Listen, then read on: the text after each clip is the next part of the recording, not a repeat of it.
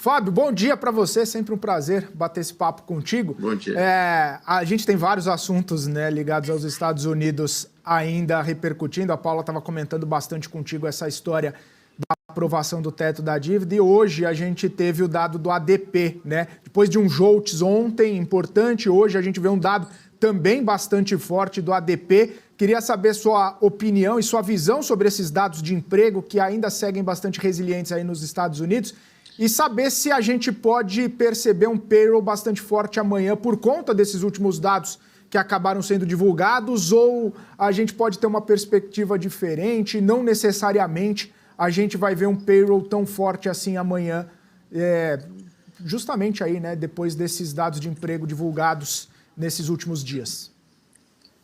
Olha, a grande chance do payroll surpreender para cima também, porque no payroll entra os cargos do governo, né? O ADP é privado, mas uma frase muito importante, e saíram números de custo de mão de obra logo em seguida, um dado muito importante que saiu, eu vou destacar uma frase, que foi a economista-chefe do ADP, que ela fala no relatório. Ela falou o seguinte: nós já estamos vendo o crescimento dos salários diminuir substancialmente, ou seja, a inflação de salário está cada vez sendo uma menor preocupação para a economia, independente do aumento de contratações. Então, a gente teve hoje aqui nos Estados Unidos uma amostra que contratou muito mais do que se esperava, mas o custo de mão de obra caiu de 6,3% para 4,4%.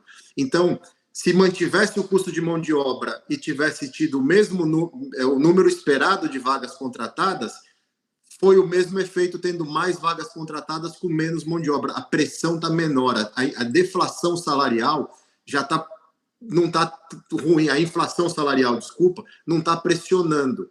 Isso, por um lado, é positivo. Agora, tem um lado negativo disso.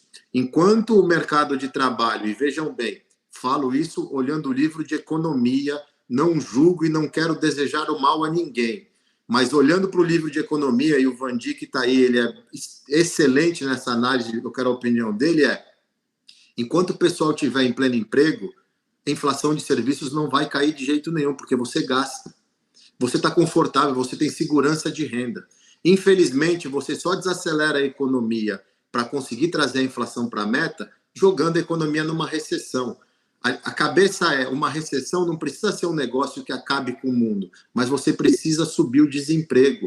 E é isso que o Fed está tentando fazer a conta-gotas.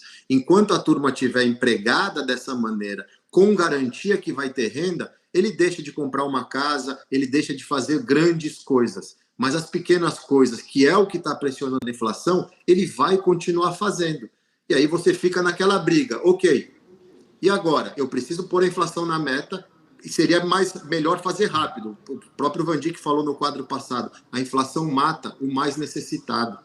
E é o que mais está sofrendo aqui nos Estados Unidos. A gente teve uma entrevista com o CFO do Costco, e ele falou uma coisa que já mostra o estado da economia americana. A Bolsa não mostra isso porque são a tecnologia que está puxando o mercado.